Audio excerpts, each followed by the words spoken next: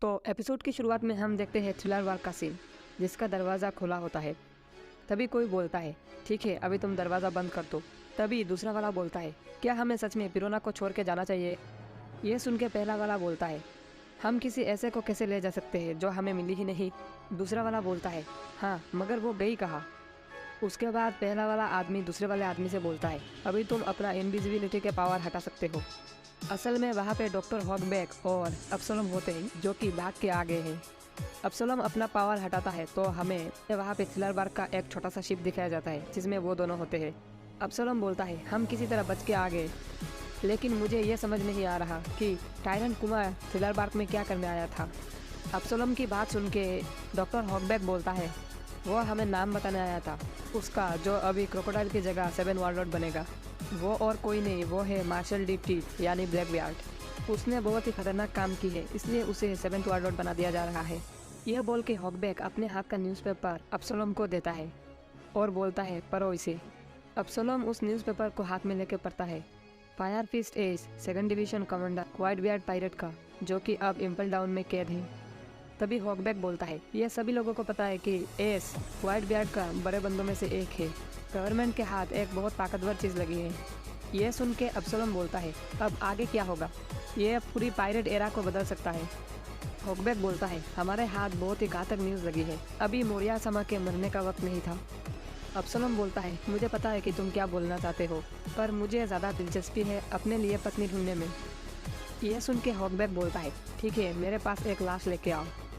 हॉकबैक की बात सुन के अब्सोलम गुस्सा करने लगता है। वो बोलता है, मुझे एक ज़ॉम्बी नहीं चाहिए, मुझे जिंदा औरत से शादी करनी है। फिर हमें दिखाया जाता है मोरिया के हारने के एक दिन बाद का सीन, जहाँ पे लूफी चिल्ला के बोल रहा होता है, मुझे भूख लगी है संजी। हमें दिखाया जाता है लूफी को, जो कि भर भर के खा रहा होता है और बोलता है, चीज़ से काम नहीं बनेगा, मुझे चीज़ से एलर्जी नहीं मिलती। ये सुन के सांजी बोलता है, तो जल्दी से इंग्रेडिएंट्स कोर्टयार्ड पहुँचा दे।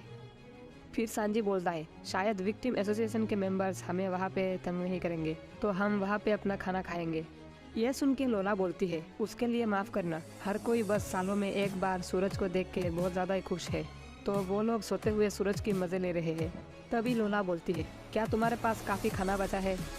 सांजी बोलता है, हमारे पास खाने का पहाड़ है, जबकि उनमें से बहुत कुछ चोरी भी हो चुका है, पर इसमें कोई दिक्कत की बात नहीं। लोला बोलती है, क्या पता किसने ये दिया होगा, लगता है दुनिया में कोई अच्छे लोग भी हैं। फिर हमें नामी को दिखाया जाता है, जो कि बहुत सारे खजाने के ऊपर सो रही होती है। तभी उस खजाने से लूफी को एक ग्लास आर्म बैंड मिलता है, जिसे वो पहन लेता है और बोलता है, ये तो मस्त है। यह देख के उसब डर जाता है और बोलता है, ओए पता है ना तुम्हें तुम्हारे साथ क्या होगा अगर तुमने नामी का कोई खजाना लिया है ना नामी सान। नामी बोलती है, उसमें कोई कीमती चीज़ नहीं है, तुम उसे ले सकते हो। उसब बोलता है, ओ तो ऐसा है, ये तो अच्छी बात है। नामी लोला से बोलती है, लेकिन मेरे पास तुम्हारे लिए कुछ नहीं है। ये सुन के लोला बोलती है, हम उनसे कुछ नहीं लेंगे जिन्होंने हमारी जान बचाई है। तभी उसब को वहाँ से एक कीमती चाकू मिलता है। वो बोलता है, नामी मुझे एक चाकू मिला है। ये सुन के नामी बोलती है, क्या मिला है तुम्हें? नामी की बात सुन के उसब डर जाता है और बोलता है, माफ़ करना, ये अचानक से यहाँ पे आ गई और इसमें बहुत सारे कीमती पत्थर भी है। तभी लोला बोलती है, नामी क्या मैं तुम्हें जानती हूँ? अब जब ये सोचूं तो ये काफ़ी अजीब है, किसी अजीब कारण की वजह से ऐसा नहीं लग रहा कि हम दोनों पहली बार मिले हैं। तभी नामी चौंक जाती है और बोलती है, क्या तुम लोला हो? लोला बोलती है, हाँ क्या मैं तुम्हें मेरा नाम बताया था? तभी अचानक से नामी दौड़ के जाके लोला से चिपक जाती है और बोलती है, तो तुम सच में लोला हो, तुम्हें फिर से देख के खुशी हुई। वो सब बोलता है, लोला रुको एक सेकेंड, वो शुरू वाला ज़ॉम्बी ये थी।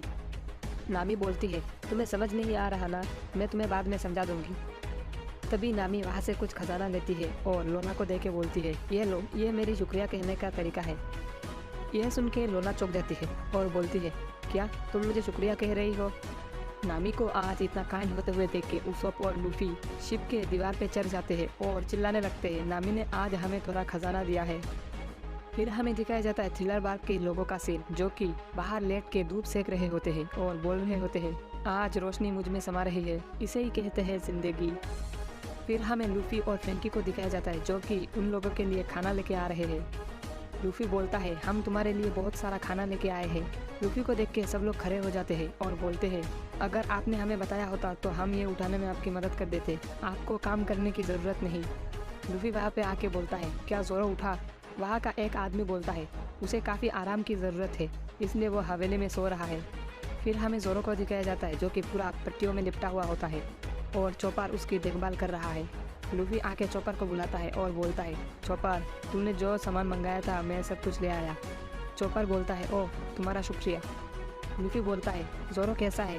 क्या उसकी हालत पहले से ठीक है? चॉपर बोलता है, मैंने कभी भी ज़ोरो को इतनी बुरी तरीके से जख्मी नहीं देखा। वो मरने से बाल बाल बचा है। मुझे लगता है कि जब हम बेहोश थे तब कुछ हुआ होगा। तभी वहाँ पे रोबिन आती है और बोलती है, बेशक मुझे लगता है कि वो बिना कुछ करे तो यहाँ से नहीं गया होगा। उसोप बोलता है, और ये अजीब है कि लूफी इतनी जख्मी होने के बाद भी बिल्कुल सही सलामत है, उसके शरीर में कोई दिक्कत नहीं है, यह बिल्कुल अजीब है। ये सुन के लूफी बोलता है, इसके बारे में मुझे भी कुछ पता नहीं। तभी वहाँ पे वो मोटू और पतलू आते हैं और बोलते हैं, सच कहूँ तो हम जानते हैं वहाँ पे क्या हुआ था। हमने शुरू से अंत तक सब कुछ देखा है। हम तुम लोगों को सब बताएंगे कि वहाँ पे क्या हुआ। उनकी बात सुन के सांजी उन्हें खींच के वहाँ से ले जाता है। वो लोग सांजी को बोलते हैं, रुको, तुम हमें वहाँ से क्यों ले आए? तुम भी तो उस फाइट में बहुत कूल थे। तुमने कहा था इस तलवारबाज की जगह मेरी जान लो। सांजी बोलता है, बस करो, अब बताओ उसके बाद क्या हुआ था? मैं ये जानना चाहता हूँ कि मेरे बेहोश होने के बाद वहाँ पे क्या हुआ था। तभी वो लोग सांजी को बताने लगते हैं वहाँ पे क्या कुछ हुआ था। उनमें से एक कहता है, मैं ये कहना तो नहीं चाहता, लेकिन ज़ोरो की हालत को देख के मुझे लगा कि वो तो गया। फिर सांजी बोलता है, अच्छा मुझे अब पता चला कि लूफी सही सलामत कैसे है और ज़ोरो बेहोश क्यों है। ये चीज़ तो बहुत खतरनाक था। फिर वो सोचता है ज़ोरो की हालत के बारे में जब वो खून से लथपथ था, जहाँ पे वो ज़ोरो से बार बार पूछ रहा था क्या हुआ, लेकिन ज़ोरो बोलता है कुछ नहीं। फिर हमें मोटू को दिखाया जाता है जो बोलता है, चलो अब हम जाके स्ट्रॉ हैट की महान कहानी सबको बताते हैं। दूसरा वाला बोलता है, हाँ मैं ये सबको बताने के लिए बेताब हूँ, और ये बोल के वो लोग वहाँ से जाने लगते हैं। तभी सांजी बोलता है, रुक जाओ, बेवकूफ़ मत बनो, उसने महान बनने के लिए ये सब नहीं किया। ये सोचो कि अगर सबको पता चल गया लूफी को बचाने के लिए उनके दोस्त जख्मी हुए, खासकर लूफी को कैसा लगेगा ये सुन के। पर वो लोग ये बताने के लिए बेताब है। ये देख के ज़ोरो उनके ऊपर गुस्सा करने लगता है और बोलता है, तुम लोग कितनी बुरी तरह से ये बताना चाहते हो। वो पतला वाला बोलता है, मैं ये उन्हें नहीं बता सकता, अगर बता दूंगा तो तुम मुझे मार दोगे। तभी सांजी बोलता है, ज़रूरी बात यह है कि सभी लोग जिंदा है। फिर वो वहाँ से जाने लगता है और बोलता है, चलो खाने के लिए चले।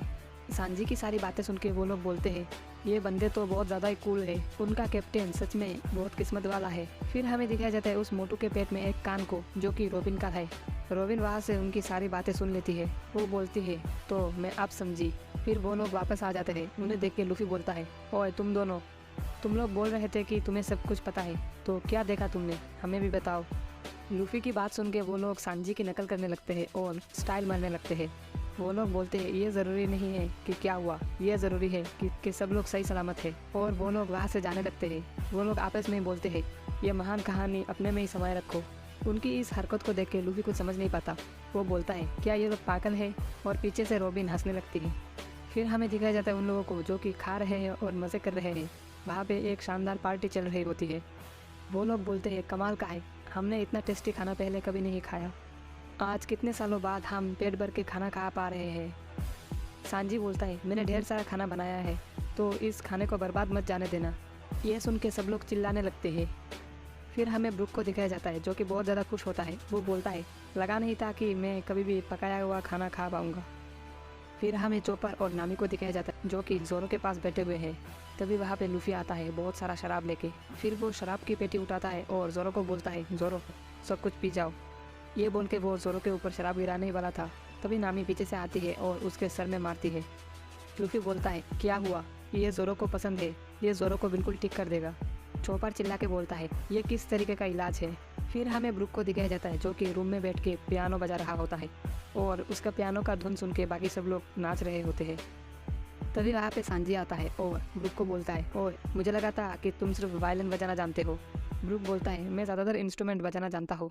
तभी वहाँ पर लूफी आता है और ब्रुक के पियानो के ऊपर चढ़ जाता है।